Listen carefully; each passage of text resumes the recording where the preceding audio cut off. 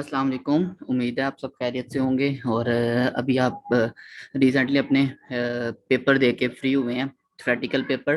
तो अब आपका जो पेपर है वो भी ख़त्म नहीं हुए, क्योंकि अभी आपका बड़ी इंपॉर्टेंट जो पेपर है प्रैक्टिकल का वो भी पड़े हुए हैं। तो अभी आपने जितना भी एक महीना आपके पास टाइम है, आपने उनकी तैयारी करनी है। तो प्रैक्टिकल पेपर इंतहाई इंपॉर्टेंट है। आप यहाँ से अंदाज़ा कर सकते हैं कि अगर कोई बच्चा खुदा ना खास्ता प्रैक्टिकल पेपर में फेल हो जाता है तो वो थ्योरी में भी फेल हो जाता है और उसकी सप्ली भी नहीं होती, वो अगले साल पेपर देगा। तो इसलिए आपने प्रैक्टिकल पेपर को भी उतनी इंपॉर्टेंस देनी है, बल्कि ज्यादा इंपॉर्टेंस देनी है जितनी आपने थ्योरी के पेपर के लिए को दी थी। तो इसकी भी आपने अच्छी तरह से तैयारी करके जाना है, ताकि आप प्रैक्टिकल में अच्छे नंबर ले सकें। और अगर आप अच्छी तैयारी करते हैं, अच्छे नंबर ले लेते हैं, तो आपके ये जो 90 नंबर के प्रैक्टिकल के नंबर हैं, ये आपके ओवरऑल मार्क्स में परसेंटेज में बड़ा इम्पोर्टेंट रोल प्ले करते हैं। एफएससी के बाद आपने आगे एडमिशन भी लेना है, तो वहां पे भी आपका एक एक नंबर मैटर करेगा। तो प्रैक्टिकल के पेपर के लिए आपने भरपूर तैयारी करनी है।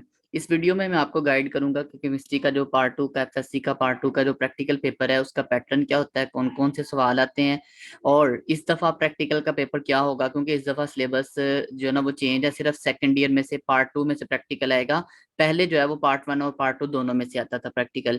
और इसके साथ साथ मैं आपको बताऊंगा कि आपने प्रैक्टिकल की कॉपी कैसे बनानी है।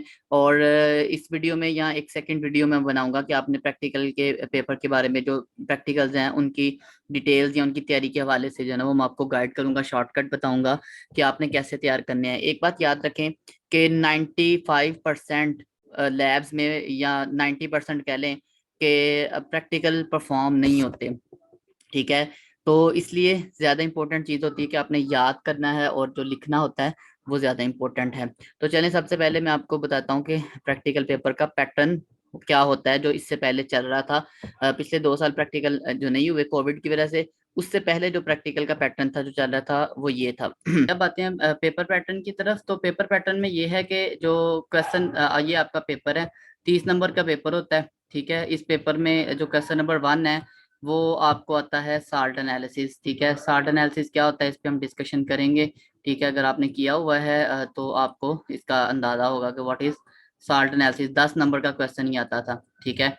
उसके बाद क्वेश्चन नंबर 2 जो है ये, हाँ, और ये जो साल्ट एनालिसिस है ये पार्ट 2 में है।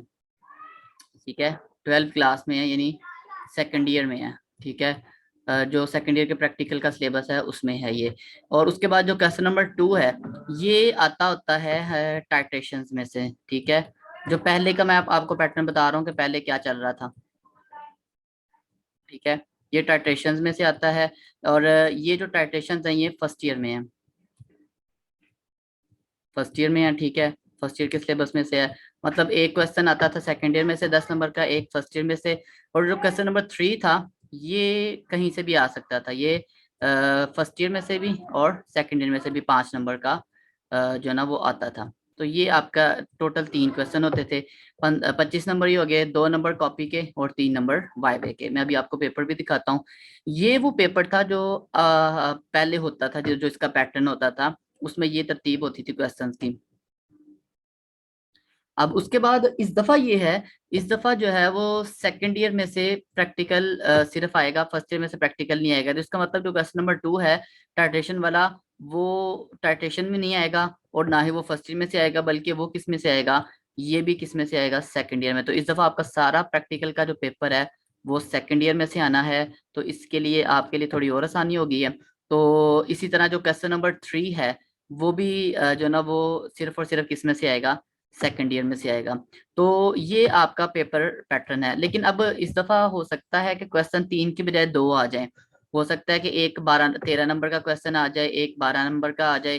ठीक है। और बाकी 2 नंबर कॉपी के, 3 वाइवे के। लेकिन हो सकता है कि 3 ही क्वेश्चन आए, लेकिन तीनों के तीनों जो है ना वो सेकेंड ईयर में से आए। ठीक है। इसमें से देखें, जो साल्ट एनालिसिस है वो तो मस्ट है। ठीक है। वो तो कंफर्म है, वो तो आना ही आना है। ठीक है। अब मैं आपको एक दफा सेकंड ईयर के प्रैक्टिकल्स दिखा देता हूँ कि इसमें से देखें 10 नंबर का साल्ट एनालिसिस ये कंफर्म है, आना ही आना है हर सूरत में।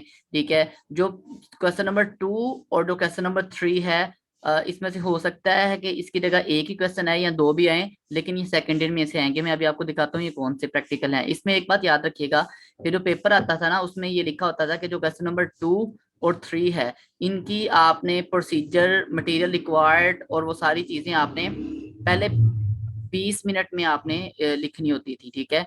तो इसलिए ये जो ना ये याद होना जरूरी है, पहले 20 मिनट आपके बड़े इंपॉर्टेंट होते हैं। 20 मिनट में आपने ये दो प्रैक्टिकल का जो है ना वो मटेरियल आपने लिखना होता था, इसका थ्योरेटिकल मटेरियल रिक्वायर्ड, प्रोसीजर, ठीक है, और इसमें प्रोसीजर लिखना होता था, केमिकल इक्वेशंस लिखनी होती थी, ठीक है। तो वो इस दफा भी हो सकता है ऐसा ही होगा कि अगर क्वेश्चन नंबर 2 और 3 आते हैं, उनका आपने पहले 20 मिनट में प्रोसीजर, मटेरियल रिक्वायर्ड और जो केमिकल इक्वेशंस वगैरह हैं वो आपने लिखनी होती हैं, ठीक है। तो इसलिए ये जो दो क्वेश्चन है इनका याद होना बहुत ज्यादा जो ना वो इम्पोर्टेंट है, ठीक है। तो पेपर में आपको दिखाता हूँ, ये पेपर है जी, ये है, ये एक पास पेपर है। इसमें देखेंगे क्वेश्चन नंबर 1 जो है ये साल्ट एनालिसिस है 10 नंबर का, सेकंड ईयर में से।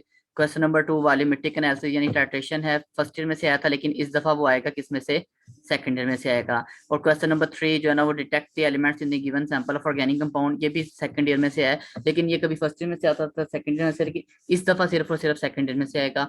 और उसके बाद 2 नंबर की कॉपी, 3 नंबर का वाइवा।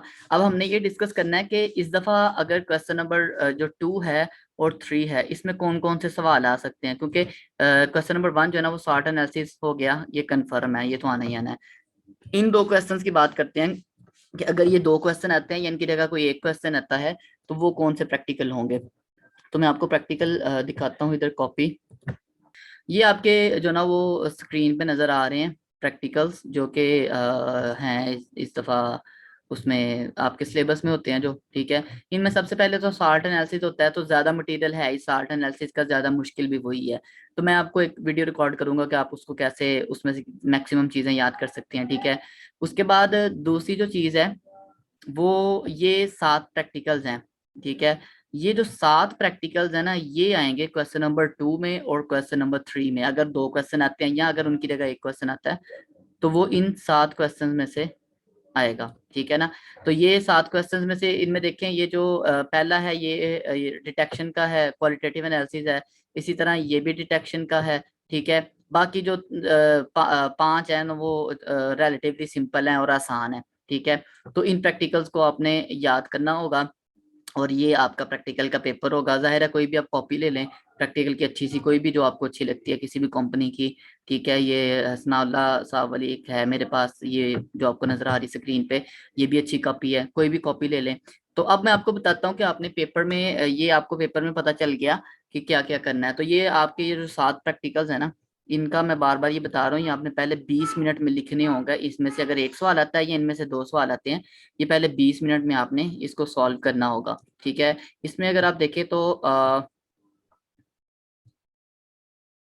ये देखें, ये पहला है, इसमें से वो जो 7 है उनमें से detection of elements present in organic compound. अच्छा, ये भी एक बड़ा एनालिसिस है और ये भी हो सकता है 10 नंबर के लिए आ जाए। अगर क्वेश्चन नंबर 2 आता है 10 नंबर का तो उसमें एक ये आ सकता है, ठीक है। इसी तरह ये जो ये वाला प्रैक्टिकल है सेकंड वाला, prepare a pure sample of aspirin, ठीक है। ये थोड़ा सी छोटा है तो ये आ भी सकता है 10 नंबर के लिए या हो सकता है 5 नंबर के लिए आए, ठीक है। तो ये है। उसके बाद ये देखें ना, इनको याद करना कोई मुश्किल नहीं होगा, बड़े सिंपल से स्टेप होंगे, बड़ा आसान सा एक एक एक इक्वेशन होगी, ठीक है। तो इनको याद किया जा सकता है, इनकी थ्योरी याद करनी है, मटेरियल रिक्वायर्ड, अपरेटस, रिएक्शन, ठीक है, प्रोसीजर वगैरह इनका याद करना होता है, ठीक है। इसी तरह ये वाला देख लें, ये ग्लूकोस ग्लूकोसाजोन की प्रिपरेशन है, ठीक है। ये भी सिंपल है, याद हो सकता है इजीली, ठीक है।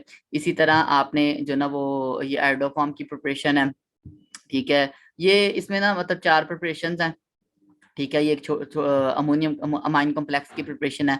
4 प्रिपरेशन हैं, 2 डिटेक्शन हैं। ये भी फंक्शन ग्रुप की डिटेक्शन है, इसमें 3 फंक्शन ग्रुप हैं आपके सिलेबस में, एल्डिहाइड है, फिनोल है और कार्बोक्सिलिक एसिड है, ये वाले 3 है। तो आपने ये 3 एनालिसिस याद करने ये वाले, ठीक है। तो ये 3 एनालिसिस आपने याद करने होते हैं। उसके बाद ये उसके बाद आ जाए आप, ये एक लास्ट है ये वाला, ये ग्रेविमेट्रिक एनालिसिस को हम बोलते हैं। तो ये इसके अंदर ऑब्जर्वेशंस और सॉरी कैलकुलेशंस वगैरह हैं, ठीक है। तो ये आपके टोटल जो ना वो प्रैक्टिकल्स हैं, ठीक है, 7 जो आपने याद करने हैं या तो सारे करने हैं, लेकिन इनको आपने पहले 20 मिनट में लिखना होगा। इनमें से अगर कोई एक सवाल बनता है या दो बनते हैं, आना जरूर है, कंपलसरी आना इन सात में से, और सार्ट एनालिसिस भी कंपलसरी आना है। तो इसलिए ये आपकी एक आउटलाइन हो गई जी कि कॉपी कैसे लिखनी है। तो कॉपी में ना आपके दो तरह के प्रैक्टिकल्स मैंने दो उनको डिविजन्स में डिवाइड किया है। एक तो आपके हैं साल्ट एनालिसिस है, ठीक है, और डिटेक्शंस वाले हैं जो ऑर्गेनिक कंपाउंड के फंक्शन ग्रुप की डिटेक्शन है, और एलिमेंट वाली। दूसरे आपके प्रैक्टिकल है प्रिपरेशंस वाले। तो ये जो पांच प्रैक्टिकल है ना, एस्प्रिन की प्रिपरेशन, ग्लूकोसाजोन की प्रिपरेशन, आयोडोफॉर्म की प्रिपरेशन, अमाइन कॉम्प्लेक्स की प्रिपरेशन, और साथ में ये ग्रेविमेट्रिक एनालिसिस ये वाला, ठीक है।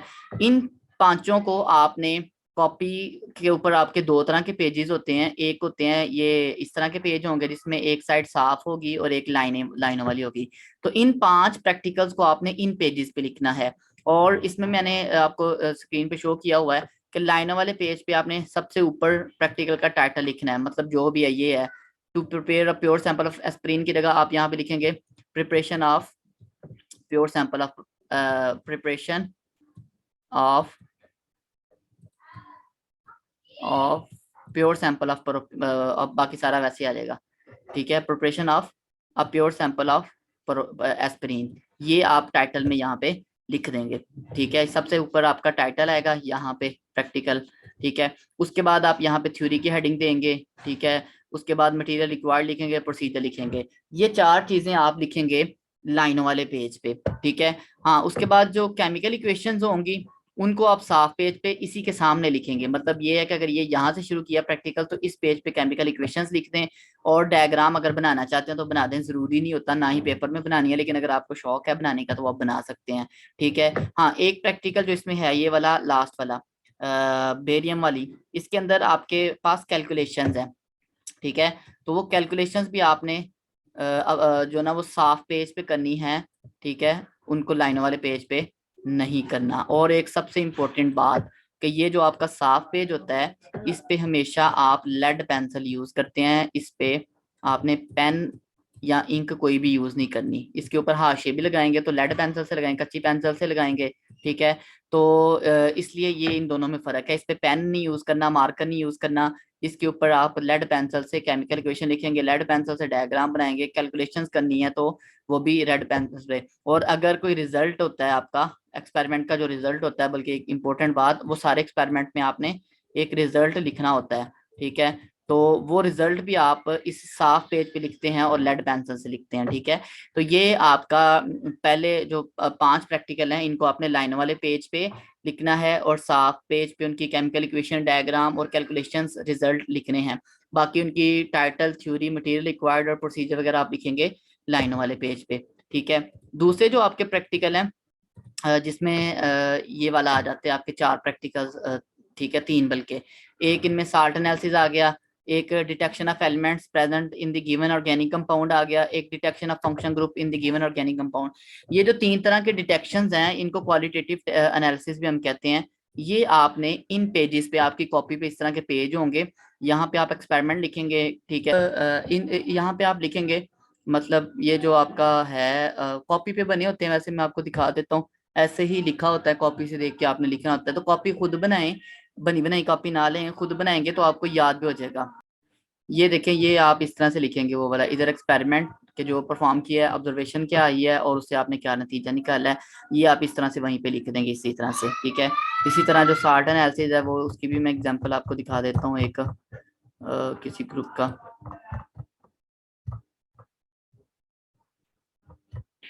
ये एक साल्ट एनालिसिस है जी,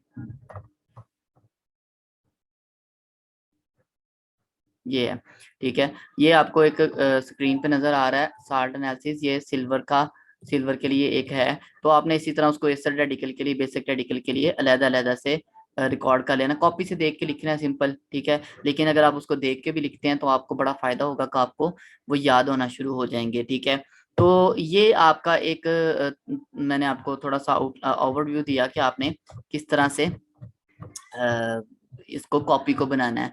बाकी पेपर में जब आप साल्ट एनालिसिस लिखेंगे तो उसका ये स्पेसिमन यहाँ पे आपको नजर आ रहा है कि आपने उसको सबसे पहले acid radical for example find out करते हैं, उसको कंफर्म करते हैं, उसके बाद आप बेसिक रेडिकल को फाइंड करते हैं, कंफर्म करते हैं, और एंड पे आप साल्ट को कंफर्म कर देते हैं। ठीक है, तो ये इस तरह से आपने साल्ट एनालिसिस पूरा पेपर में लिखना होता है।